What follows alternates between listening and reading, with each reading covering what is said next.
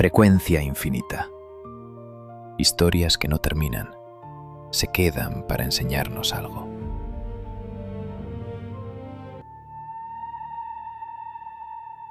La yuca, un relato del escritor Ramiro Aguirre Yela, de su libro No lo volveré a hacer.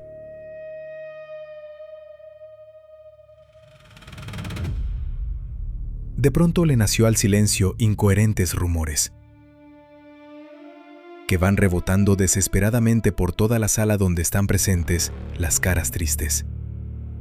Hace ya bastante tiempo atrás ocurrió lo mismo cuando mi madre, después de muchos años de sufrimiento, un cáncer la obligó a besar la tierra. Y ahora nada se puede hacer por nuestro padre, quien heredó el mismo destino de mi madre. Mis 11 hermanos, igual que yo, nos esperábamos lo peor, porque mi padre ya tenía 110 años y 10 años ha estado sufriendo con esta penosa enfermedad. Fue entonces que la noticia no se hizo esperar. Mi padre había fallecido. Fue nuestro padre, un hombre fuerte y hogareño, que había luchado incansablemente por el bienestar de su familia. Una herencia notable nos había dejado. En este momento eso carece de importancia. Mi padre ha muerto, y su ausencia nos pone triste a todos. Ahora parece que sin nuestros padres nos tocará estar más unidos que nunca. Eso pensé yo después de enterrar a nuestro padre, pero solo bastó 6 meses para que mis hermanos despertaran el espíritu de la codicia. Qué ingenuo fui al pensar que el dolor que mostraron en la iglesia y en el cementerio podría ser verdad. Sin más espera, procedimos a repartir lo que había quedado. 12 atareas de tierra era lo que había. Todas esas tierras fueron cultivadas por mi padre y sus 6 criados, hasta que mis 10 hermanos estuvieran capacitados para llevar a cabo todo el trabajo de los criados. Mis hermanos solo estudiaron hasta 5º de primaria. No quisieron estudiar más, porque querían trabajar y así tener dinero como nuestros vecinos, que cada 8 días bajaban al pueblo a divertirse con sus novias.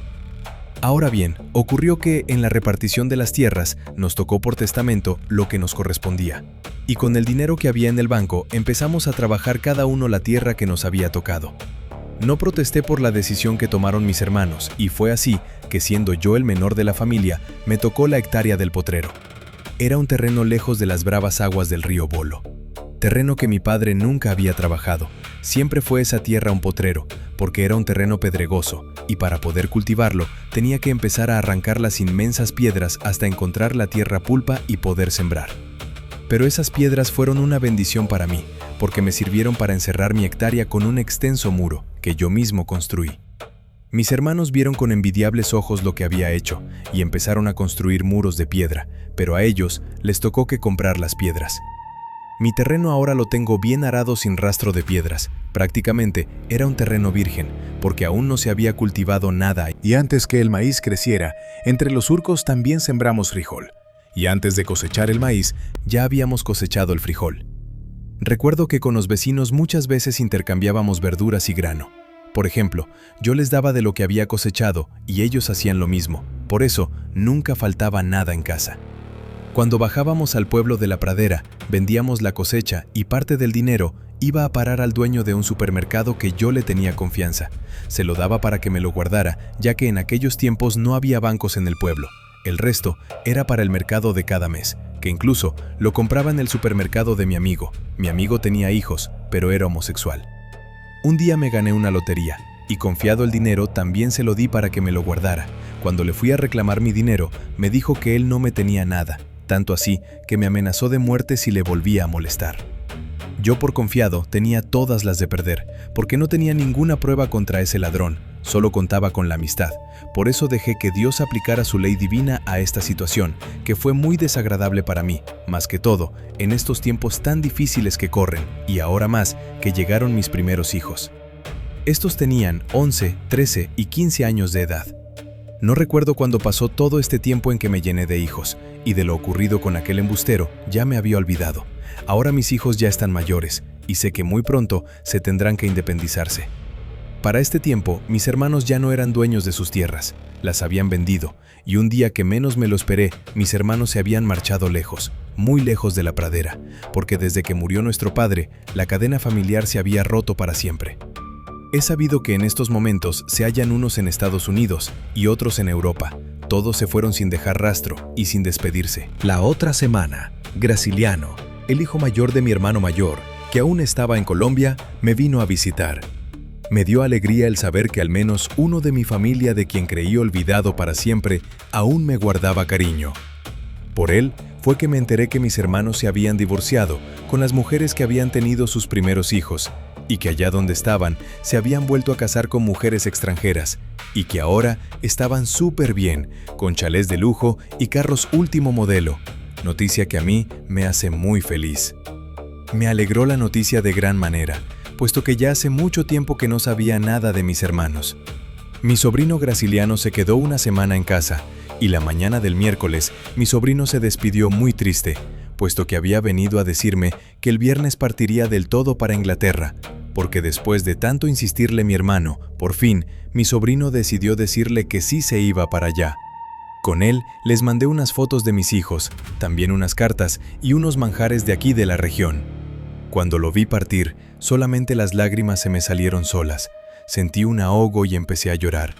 Esto resultó porque mis hermanos un día se fueron sin despedirse de mí, y yo, por mi orgullo, nunca les fui a pedir perdón, aunque yo no me siento culpable que nuestra unión familiar hubiera terminado de esta triste manera.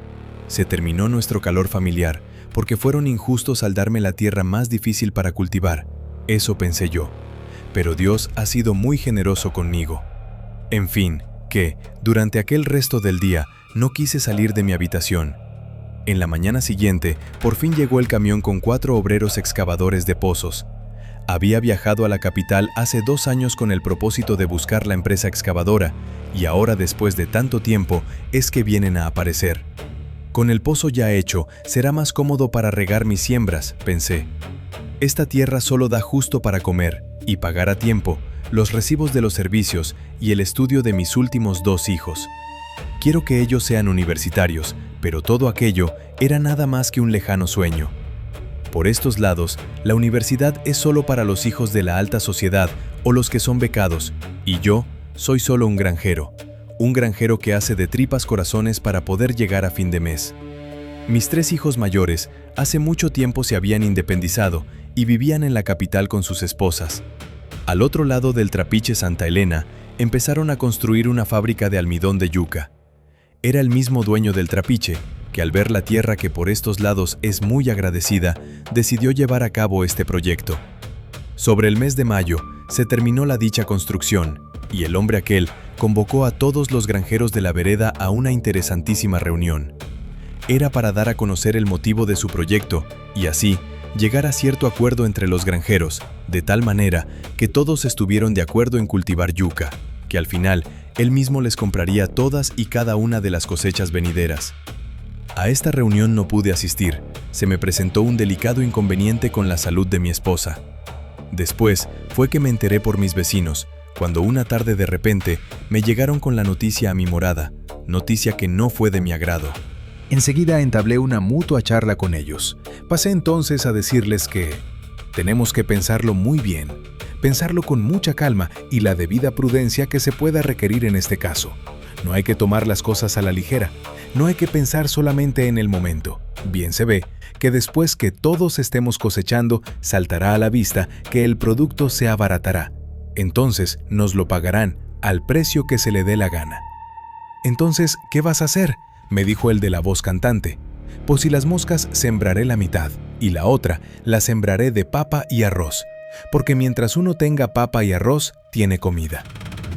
Llegó el tiempo de la cosecha. De igual manera, me llegó una carta donde decía: «Señor Alirio, permítame saludarle en unión de mi familia. A lo previsto, me he tomado la libertad de llevar a cabo un estudio minucioso del mercado, y esta es para informarle los precios justificados que pagaré por cada hectárea de yuca sembrada, y será de esta manera. Si la mano de obra la pone la empresa, entonces la arroba de yuca le saldrá a cierto precio, y si decide usted entregar personalmente el producto en la puerta de la empresa, el precio le aumentará un 10%. No olvide que, por la abundancia del producto en la región, nos hemos visto obligados a bajar su precio. No siendo más, quedaremos a su entera disposición». «Nos hemos visto obligados a bajar su precio». Pues sí, como no, y como si fuera poco, dice la carta. que estudió minuciosamente el mercado. Es más que obvio que no se había equivocado, más bien, don Justino se está aprovechado de la humildad de nosotros los granjeros. Todo salió como un día se los dije a mis vecinos. Por esta razón, prefiero darle la yuca a mis mulas y a mis cerdos antes que regalarla a ese oportunista. No le voy a dar el gusto a don Justinito. Así me muera de hambre, no me le voy a arrodillar. De todo se aprende en esta vida. Ya me habían dado en la cabeza con la lotería. Esta vez no me estafaran. Ahora ya tengo claro de dónde se avecina el peligro. Dejaré mejor la yuca para nuestro consumo diario y el de mis 4 mulas. Regalaré una cierta parte, porque la verdad necesito todo el terreno limpio para volver a cultivar lo más pronto posible. Fue entonces que el sábado próximo, mientras bajaba al pueblo, mandé a mis 2 hijos hasta el último rincón de mi finca. Ahí aún quedaban las últimas 30 plantas de yuca, la que mis hijos empezaron a desenterrar, así como yo se lo había mandado. Por favor, hijos míos, procurad desenterrar la yuca con mucho cuidado, que no se vayan a estropear por ningún lado. Las quiero enteras sin ningún rasguño, ya que es un pedido para el mercado municipal. Desde entonces habían pasado 4 horas. En ese tiempo ya estaba de regreso a casa y al ver que mis hijos aún no habían llegado, volví a montar la carreta de las mulas y me fui donde estaba David y Antonio. Menos de 10 minutos me bastaron para llegar. Mis hijos, que estaban a casi 3 metros bajo tierra, se alegraron cuando me vieron. ¿Por qué han tardado tanto?, les pregunté. Y me sorprendí de gran manera al ver que mis hijos aún estaban desenterrando una gigantesca yuca. Los noté bañados en sudor. «Menos mal que llegaste, papá», pronunció David, mi hijo mayor, con una voz tan débil que pronto entendí que estaba súper cansado. Enseguida abandonaron el hoyo que habían cavado para sacar aquella gigantesca yuca. Ahí los noté con poco aguante de poder continuar. Estando ya conmigo, me entregaron el pico y la pala, y con el dedo índice se quitaron el sudor de la frente. Luego pasó a decir Antonio: «No podemos seguir desenterrando esa yuca», dirigió la mano hacia el fondo del hoyo. Con ese gesto prosiguió: «porque tenemos que estar en el pueblo a las 6». «¿Y eso?», le dije. Tenemos una entrevista de trabajo, me aclararon. No te queríamos decir nada porque apenas es una entrevista, aún no hay nada concreto. Está bien, váyanse ahora, antes que les coja la tarde. Y así, David y Antonio se fueron y me dejaron ahí desenterrando la gigantesca yuca. No pasó mucho tiempo cuando la pica tropezó con un metal. El golpe lo sentí sospechoso porque me cimbró las manos. Me agaché y aparté la tierra suelta, y pude comprender que aquello con que el pico había tropezado era un viejo baúl. Animado, proseguí desenterrándolo sin maltratar la misteriosa yuca, la que al final estaba abrazando el viejo baúl.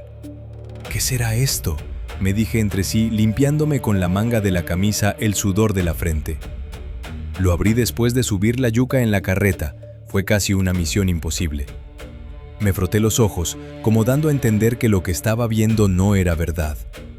Al ver que aquello no era un espejismo provocado por el sofocante calor, empecé a gritar como si estuviera loco de atar. «¿Un tesoro? ¿He encontrado un tesoro?».